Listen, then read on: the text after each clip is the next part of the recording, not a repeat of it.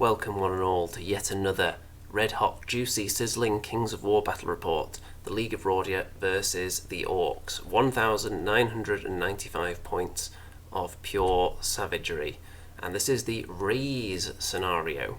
Now this is a practice game for the upcoming Easter Beaster tournament. By the time you've seen this video it probably won't be upcoming anymore, because this is a practice for the lists to see if they're suitable for that event. So we don't want to give away too many tactics before it actually happens. So this will go up on the day. Okay, so you can see with Raze, if you're not familiar with that scenario, there are 3 objectives on either side, 6 inches from the centre, and to claim those you have to control them at the end of your turn and then they disappear and give you a victory point. There's also an objective in the centre of the table as well that you can control at the end of the game to get an extra victory point. You can't remove the objectives on your own half, you can only score the points on your opponent's half. So, one notable thing about this game is that we're using the special Easter Beast model, which is part of the Easter Beaster tournament, and I've actually made one, which you'll see in pictures in a minute, but it's very similar to a giant, except it's height 1. It also has a breath attack, but most of its stats are quite similar to a giant. It has d6 plus 6 attacks, it has a bit of crushing strength, it has various special rules. It also has nimble as well. It's only speed 6, so slightly slower than a giant, but that is the most similar unit to it in the game. So let's go through my army first of all, starting at this end. So we've got a regiment of spearlings backed up by the Honour Guard, who as usual have the Potion of the Caterpillar, in case there's any difficult terrain or woods around that they want to dive into and not lose a lot of their hitting power. Then we have a battle shrine behind the hill there. I've left it out quite a bit recently, but it's back in here. We'll see if that can help with a bit of ranged support and backup to give the Honour Guard and various other units a bit more nerve. Then on the bottom right there you can see the horde of spearlings and the army standard bearer with the Loot of Insatiable Darkness. The spearlings would suggest that I've gone for we've had a second breakfast formation, which I have, which gives them all in snare, along with some other units, which we'll get to in a moment. There is the Iron Beast behind them as well. And there is the Easter Beast, which you may well get a close-up of at some point. It's using some miniatures from Bad Squiddo Games, and in fact I'll put a link in the description to the exact models that we used, in case you want to recreate this monstrosity. Then we've got a horde of archers who are still finding their way into my list, despite my second thoughts. I was pondering long and hard about whether to keep them in, but they've just made the cut this time. I just feel like their unit strength is very important. Then we've got the mounted Master Sergeant from the formation. Next to them he's got a bow and is mounted, so it's going to be running around causing havoc. And then we've got the other regiment of spearlings slightly further along there, along with one of the volley guns. There are 2 in this list. And there's the other one. And out there on the flank there is the Duke on winged Arrowles, just the regular one, and this one has the boomstick. So a nice long range bit of firepower for him for situations where he just lands and doesn't have anyone to charge yet, just wants to threaten a flank, so now has something to threaten at long range with without having to get too close to use it. And behind them there is the Soul Reaver Cavalry, the regiment allied in from the Undead, which we're sticking with for the moment. We'll see how that goes. They've done quite well so far though. They seem to add a bit of punch to the Rhordia list along with the Honour Guard that otherwise they would lack. So you'll notice that my Duke is positioned right on the flank there, which isn't unusual, because often if you get the first turn and just go forward really far against an army that isn't covering that particular spot, then you can look down the flank. But my opponent is kind of covering that angle. However, I have the opportunity, if I am given the first turn, I can land straight on one of the objectives and claim it in the first turn and give me a victory point, which is possibly a good use of the Duke in this scenario, and it depends what can potentially charge him afterwards, though, whether he would immediately die after claiming it. So my opponent has more to think about there, because often against an army where everything is range 24, all the shooting pretty much, so not much of it will be doing a lot in turn 1. So my opponent perhaps was thinking of giving me the first turn, but that may put a spanner in those works. We'll see. So on my opponent's army there is a Crudger on a winged slasher who is looking down at this area where that objective is that I want to land on. In front of there, with the wings of Honey Maze, there is, I can't remember exactly what it's called, it's the weakest of the Orc characters. It's not a Crudger, it's not a Codger, I don't know what it is, but it has 3 attacks. It's that one. And then there's a chariot regiment there, and that's backed up by Gakamak, who is mounted. You can see behind the Gore Riders there. There's a better view of them. And in the middle, there is quite a massive unit here. So, first of all, there's a regiment of Axe. They may be Great Axe, actually, the regiments. And behind them is the Easter Beast, which is represented by a bear. There's some trolls, a troll horde there as well. There's a war drum, there's a standard bearer, a flagger, I think they're called for the Orcs. There's a God Speaker in there somewhere as well. You can see in this big mess somewhere, the God Speaker's at the back with the Shroud of the Saint to give him extra healing. And that is Grumtong's Legion right there, that massive, big, fat unit in the middle there. And that is pretty scary. It's over 300 points. It has a lot of attacks, a lot of nerve, and it also has fury. So with something that has nerve that high, when you're attacking it, you really have to be careful, because you would normally like to have a chance of wavering something like that, because the nerve is so ridiculously high that even a slightly bad roll, if you send quite a few units into it, you would be hoping to maybe waver it. But it's no good there because, of course, fury. So you have to actually kill it in one go, which is going to be tricky. I'm going to have to have some positioning shenanigans to try and get flanks on it. And over on this flank there is another regiment. I think they may just be Axe, actually, these two regiments. Two of them. One is over here, guarding that objective that I've put over there for me to try and score from. And there's the central objective there, which can't be scored until the end. So, turn one, and my opponent elects to let me go first, which means that my Duke is able to go and jump straight onto that objective in turn one, so instant score there. But, of course, the Duke is going to get charged now by, at the very least, the Slasher, and possibly by that little Wings of Honey Maze character there as well, but possibly not. That wouldn't add that much. Maybe another task in mind for that. But I have got the Soul Reavers back there as well to act as a little bit of a deterrent, so we'll see what my opponent does with that. There's the objective I scored. So one on the board already. There's the Soul Reavers you can see there, who are within range to attack anyone that charges the Duke. So, my opponent has a couple of options. Ignore the Duke entirely and just fly away and just concede this flank because there's no objectives left over here. Or perhaps charge the Duke with the Slasher and then use the flying character to go and hold up the Soul Reavers for a turn, which would sacrifice the character though. So, we shall see. And you can see my Master Sergeant's moved up a little bit to get some shooting in.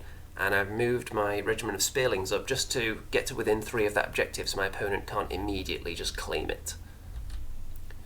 And in the middle, my Horde of Spearlings moving up a bit, not in the woods yet. The Easter Beast has gone into the woods because that beast doesn't care one bit about being in the woods. I think it has the Strider rule.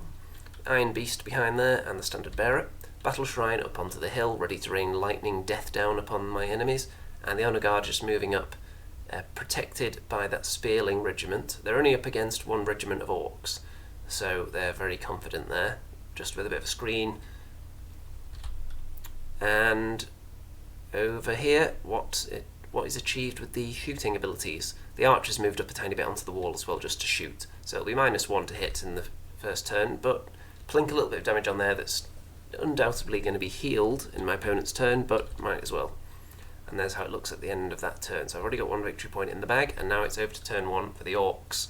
So, everything moving up as expected. You can see that the Legion have been angled in such a way that they can walk across the table without going into any difficult terrain, which is something you have to consider when you've got a unit that's so big and unwieldy and you want it to get into the fight. You don't want it to be hindered.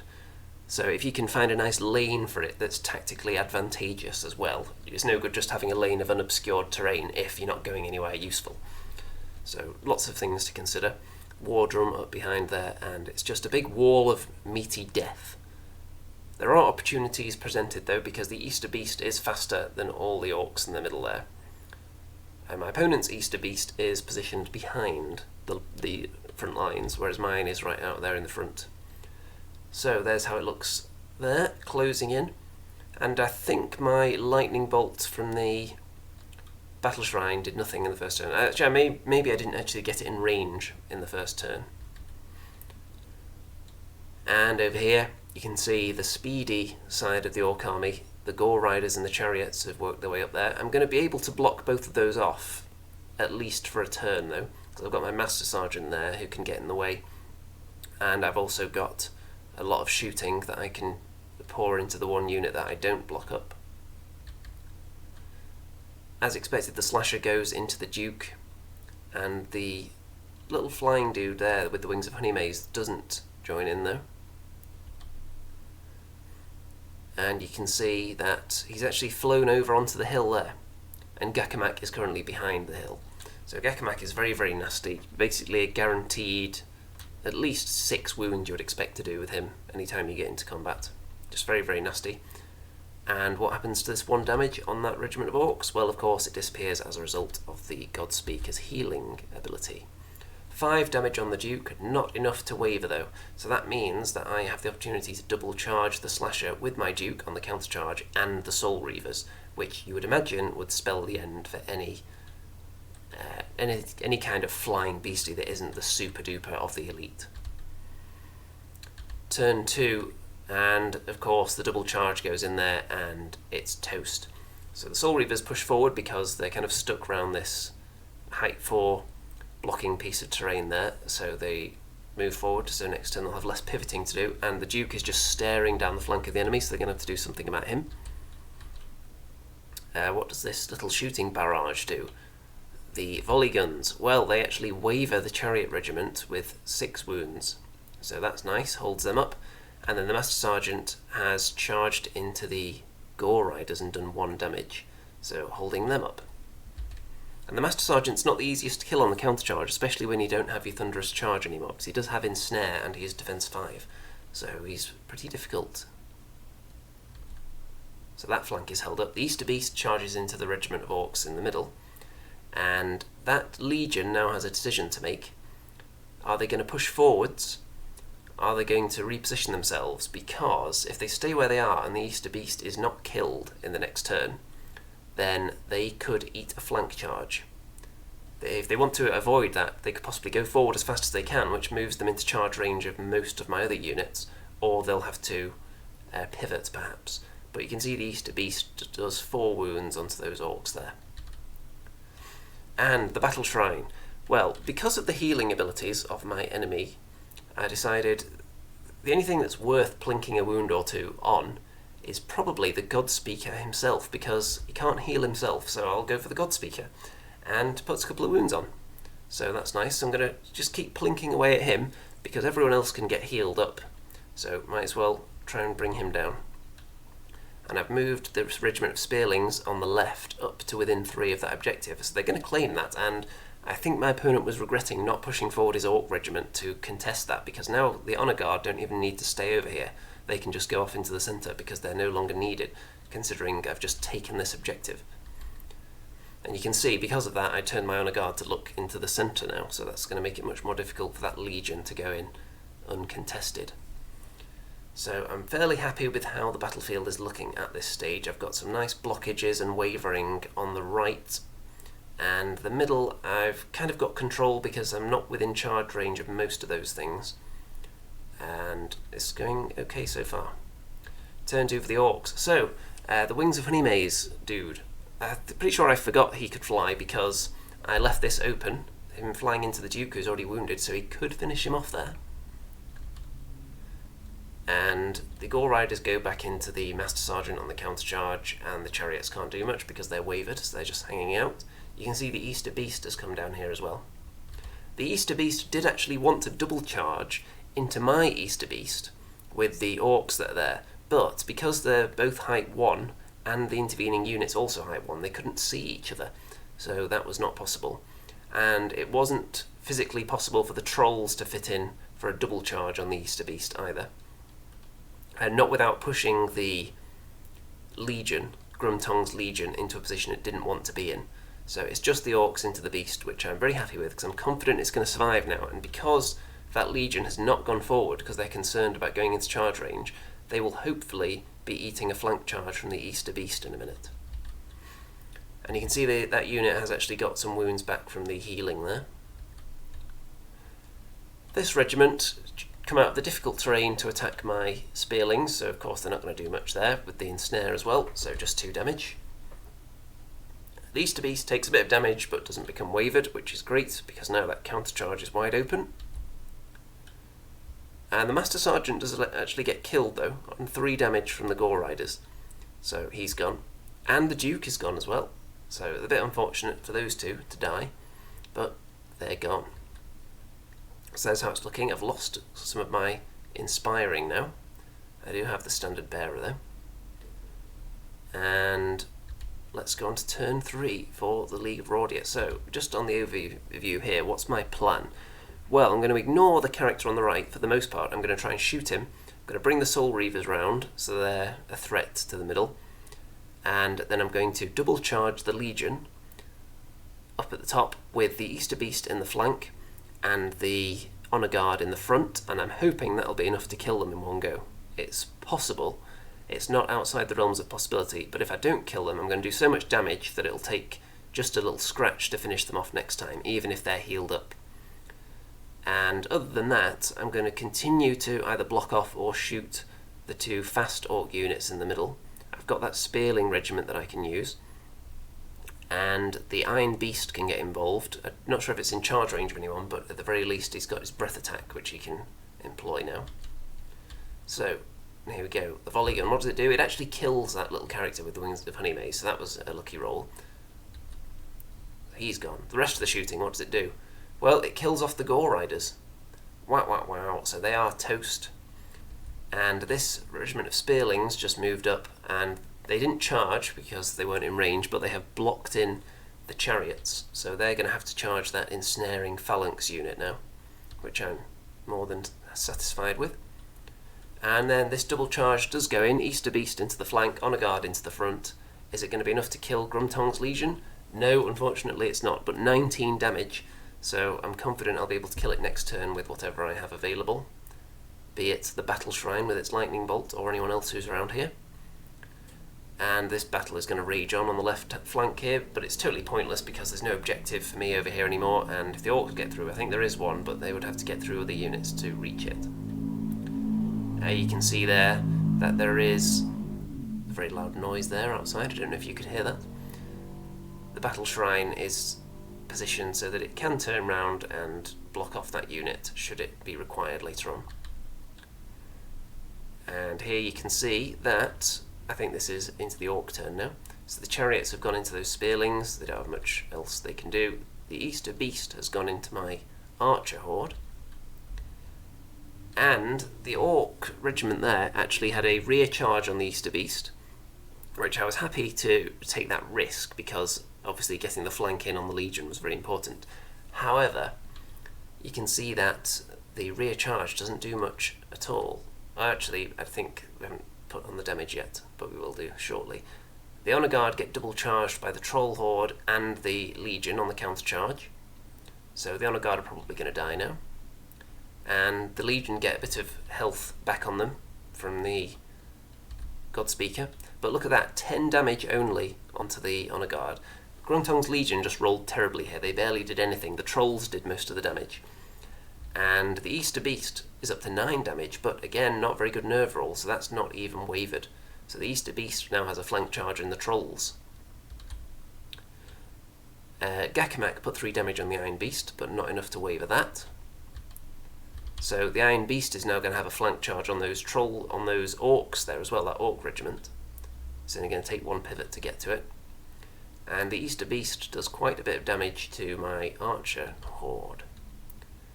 The chariots plink a bit of damage on there, but that's not going to worry that regiment. So there's how it's looking. The Orcs just failed to kill everything they attacked in that turn. So that's really, really bad news for them, because I would expect most of these Orc units to be annihilated now. Let's see how that goes, though, in turn 4 for League of Rhordia.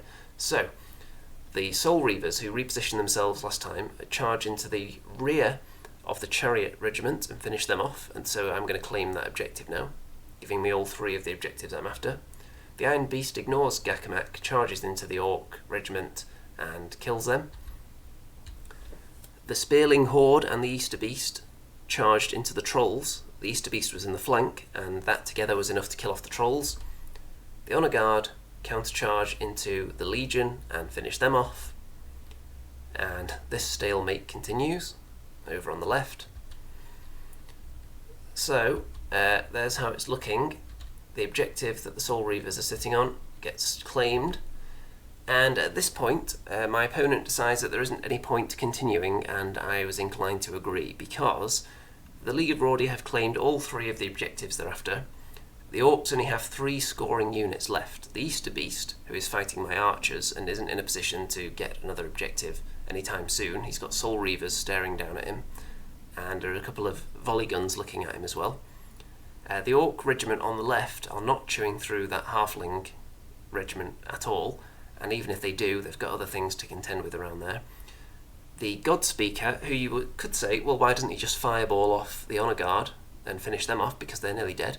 Well, the God Speaker actually got wavered as a result of the lightning bolt from the Battle Shrine, so he's not going to be fireballing anyone off next turn. So you would expect the Orcs not to claim any objectives in the next turn, and then to lose 2 or 3, probably 2 of their scoring units in the following turn, at which point it becomes basically impossible for them to win. So we decided that would be a suitable place to end, and that is that. Very convincing victory for Rhordia there. The one unit that obviously got lucky to survive with the Honour Guard from that double charge. It was very, very poor roll against them, so they were fortunate to live there. If they died, what would have happened? Well, the Iron Beast, the Battle Shrine, I should say, would have been able to lightning bolt them. Would that have been enough to kill them? Who knows? But I think they probably would have gone down eventually. The God Speaker, though, would have retained his healing abilities, so he could have possibly healed them again next time. So that Legion may have actually lived quite a bit longer.